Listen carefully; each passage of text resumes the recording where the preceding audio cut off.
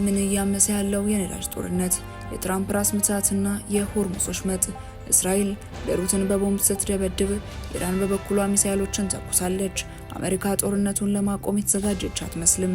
ጦርነቱ እያስመለከተን ያለው አነጋጋሪ ክስተት ጉድ የሚያሰኝ ነው። ይህ የተጋጋለ ውጥረት ለኢትዮጵያ የፈጠረላት እድል። መረጃውን በስፋት በትንታኔያችን የምናስደምጣችሁናል። እስከ መረጃችን ፍጻሜ ድረስ አብራችሁን ቆዩ። ኢራን ላይ የሚካሄደው የአሜሪካና የእስራኤል ዘመቻ ከተጀመረ በኋላ ከፍተኛ መጠን ያለው ነዳጅ የሚተላለፍበት የሆርሙዝ ወሽመጥ መዘጋቱ የጦርነቱ ተጽዕኖ በመላው ዓለም እንዲሰማ አድርጎታል። ለፕሬዝዳንት ትራምፕ ዋነኛ ራስ ምታት የሆነው የባህር መተላለፊያው መስመር ጉዳይ ነው። አጋር ሀገራት ሆርሙዝን በመጠበቅ እንዲያግዟቸው ቢጠይቁም ሰሚ ሳያገኙ ቀርተዋል። ትራምፕ መርከቦች በሆርሙዝ በኩል እንዲያልፉ ለማድረግ ጠንካራ እርምጃ እንደሚወስዱ ያሳወቁ ሲሆን ሊረዷቸው ፈቃደኛ ያልሆኑትን የኔቶ አጋሮቻቸውን ደግሞ ክፉኛ ተችተዋቸዋል። ኢራንም ለተከፈተባት ጥቃት አጸፋ በጠባቡ የባህር መተላለፊያ ላይ የሚገኝን ማንኛውንም መርከብ እንደምታጋይ ማሳወቋን ተከትሎ ፕሬዝዳንት ትራምፕ አስፈላጊ ከሆነ አሜሪካ ነዳጅ ጫኝ መርከቦችን በባህር ኃይሏ ታጅባለችም ብለው ነበር። ቀጥለው ደግሞ ኢራን በሆርሙዝ ወሽመጥ በኩል የሚተላለፈውን ነዳጅ ለማስቆም ማንኛውንም ነገር የምታደርግ ከሆነ ከተፈጸመባት ድብደባ ከ20 እጥፍ በላይ በሆነ ኃይል ትመታለች ብለዋል። ፕሬዝዳንት ትራምፕ በተጨማሪ አጋሮቻቸው የሆርሙዝ ወሽመጥን ለማስከፈት እንዲተባበሩ የጠየቁ ሲሆን በርካታ ሀገራት በተለይም በመዘጋቱ የተጎዱ የጦር መርከቦችን ይልካሉ ብለው ነበር።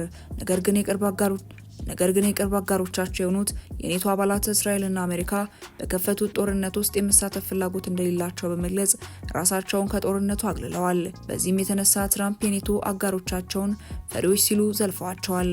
የነዳጅ ዋጋ በከፍተኛ ሁኔታ ጨመረ በማለት ያማራሉ። ነገር ግን በቀላል ወታደራዊ ስምሪት የሆርሙዝ ወሽመጥን ለማስከፈት መተባበር አይፈልጉም ሲሉ ተችተዋቸዋል። አሁን ላይ መላው ዓለምን የነዳጅ ጉዳይ እጅግ እያነጋገረ ይገኛል። የነዳጅ ጦርነት ተፋፍሞ ቀጥሏል። ፕሬዝዳንት ትራምፕ ጠንካራ ማስጠንቀቂያን በዚህ ጉዳይ ላይ ሰንዝረዋል። የአሜሪካው ፕሬዝዳንት ዶናልድ ትራምፕ ኢራን በኳታር የጋዝ ማምረቻ ተቋም ላይ የምታደርሰውን ጥቃት ካላቆመች አሜሪካ የኢራንን ግዙፍ የጋዝ መስክ ድብልቅልቁን ታወጣለች ሲሉ አስጠንቅቀዋል። ቀደም ሲል እስራኤል በኢራን የሚገኘውንና ከኳታር ጋር የሚጋራውን ግዙፍ የሳውዝ ፓርስ የጋዝ መስክ ላይ ጥቃት ሰንዝራለች። ጥቃቱ በኢራን ኢኮኖሚ ላይ ከፍተኛ ጉዳት ለማድረስ ያለመ ነበር። እስራኤል ለኢራን ጥቃት ምላሽ ለመስጠት በሚል በኳታር የሚገኘውን የዓለማችንን ትልቁን የፈሳሽ ተፈጥሯዊ ጋዝ ማምረቻ የሆነውን ራስ ላፋ ተቋም ላይ የሚሳኤል ጥቃት አድርሳለች። ጥቃቱ በተቋሙ ላይ ከፍተኛ ውድመትን ያደረሰ ሲሆን ሪፖርቶች እንዳሉትም ከሆነ የደረሰው ውድመት እጅግ ከፍተኛ ነው። ጥያቄ የሆነው ለምን ኳታርን የሚለው ነው። ፕሬዝዳንት ትራምፕ በሰጡት መግለጫ እስራኤል በኢራን ላይ ለፈጸመችው ጥቃት የአሜሪካ እውቅና እንዳልነበረው ቢገልጹም ኢራን ግን ንጹህ ያሏትን ኳታርን ማጥቃቷ ተገቢ እንዳልሆነ ተናግረዋል። በመሆኑም ኢራን ጥቃቷን ካላቆመች የኢራንን የጋዝ ሀብት ሙሉ በሙሉ እንደሚያወድሙም ዝተዋል። ኢራን በበኩሏ ይህ ከሆነ አጸፋው የከፋ እንደሚሆንም ይፋ አድርጋለች። በራስ ላፋን ተቋም ላይ በደረሰው ጥቃት ምክንያት የኳታር የጋዝ ምርት በከፊል መቋረጡም ተነግሯል። ይህ ደግሞ በዓለም አቀፍ የነዳጅና የጋዝ ገበያ ላይ የዋጋ ንረትን አስከትሏል። በእስራኤል ጥቃት ምክንያት በሳውዝ ፓርስ የተተከሉት የጋዝ ማጣሪያዎች በመጎዳታቸውም ኢራን ለሀገር ውስጥ የምታቀርበው የኃይል አቅርቦትም ተቃውሷል። በተያያዘ መረጃም የመካከለኛው ምስራቅ ቀውስ ወደ አደገኛ ደረጃ ተሸጋግሯል። ቅዳሜ መጋቢት 12 ቀን 2018 ዓ.ም የወጡ መረጃዎች በቀጠናው ከፍተኛ ወታደራዊ እንቅስቃሴዎች መኖራቸውን ያመላክታሉ። የእስራኤል መከላከያ ሰራዊት በሊባኖስ ዋና ከተማ ቤይሩት በሚገኘው የሂዝቦላ ኢላማዎች ላይ የአየር ድብደባ መጀመሩን አስታውቋል። ጥቃቱ ከመፈጸሙ በፊት እስራኤል በደቡባዊ ቤይሩት በሚገኙ 7 ሰፈሮች የሚኖሩ ነዋሪዎችን አካባቢውን ለቀው እንዲወጡ አስጠንቅቃ ነበር። እስካሁን በሰው ሕይወት ላይ ስለደረሰው ጉዳት ዝርዝር መረጃ ያልወጣ ሲሆን ባለፉት 3 ሳምንታት ብቻ በሊባኖስ ከ1000 በላይ ሰዎች ሲገደሉ ከ1 ሚሊዮን በላይ የሚሆኑ ደግሞ ከቤት ንብረታቸው ተፈናቅለዋል። በሌላ በኩል ኢራን በህንድ ውቅያኖስ ላይ በሚገኘው የአሜሪካና የእንግሊዝ የጋራ ወታደራዊ ካምፕ ላይ 2 ባሊስቲክ ሚሳኤሎችን መተኮሷም ተዘግቧል። ሚሳኤሎቹ ካምፑን ለማጥቃት ቢወነጨፉም ኢላማቸውን ሳይመቱም ቀርተዋል። ይህ ጥቃት ኢራን ከአካባቢዋ ርቀው በሚገኙ የአሜሪካ የጦር ሰፈሮች ላይ ጥቃት የመሰንዘር አቅም እንዳላት ለማሳየት የተደረገ ሙከራ ተደርጎም ተወስዷል። ይህ ግጭት የተቀሰቀሰው እንደ አውሮፓውያን አቆጣጠር ማርች 2 ቀን ኢራን ከሚደግፈው ከሂዝቦላ ጋር በመሆን በእስራኤል ላይ ጥቃት ከሰነዘሩ በኋላ ነው። አሁን ላይ ግጭቱ በቀጥታ በአሜሪካ እስራኤል ጥምረትና በኢራን መካከል ወደ ሆነ ሰፊ ጦርነት እያደገ መጥቷል። እናም ይህንን ተከትሎ በርካታ መረጃዎችም እየወጡ ይገኛሉ። አሜሪካ ጦርነቱን ለማቆም እንዳልተዘጋጀችም እየተገለጸ ነው። የኢራን የውጭ ጉዳይ ሚኒስተር አሜሪካ ጦርነቱን ለማቆም የተዘጋጀች አይመስልም ብለዋል። ፕሬዝዳንት ትራምፕ በኢራን ላይ የሚካሄደውን ዘመቻ ለማጠናቀቅ እያሰቡ መሆናቸውን መናገሩን ተከትሎ የኢራን ውጭ ጉዳይ ሚኒስተር አሜሪካ ግን ለዚህ የተዘጋጀች አትመስልም ብለዋል።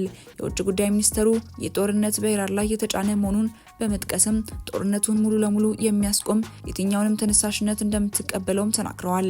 ሚኒስተሩ ኪዮዶ ለተባለው የጃፓን መገናኛ ብዙሃን እንደተናገሩት ኢራን ጦርነቱን ለማስቆም የሚቀርቡ ሀሳቦችን ለመስማትና ለማጤን ዝግጁ ናትም ብለዋል። ነገር ግን ምንም እንኳን አንዳንድ ሀገራት በመካከለኛው ምስራቅ ለተከሰተው ጦርነት መፍትሄ እየፈለጉ ቢሆንም አሜሪካ ግን ጠባጫሪነቷን ለመተው የተዘጋጀች አትመስልም ሲሉም ተናግረዋል። አባስ አራግቺ ጨምረውም ኢራን የምትፈልገው ተኩስ ማቆም ሳይሆን የተሟላ ሁሉን አቀፍና ዘላቂ የጦርነት ማቆም ስምምነት መሆኑንም አሳውቀዋል።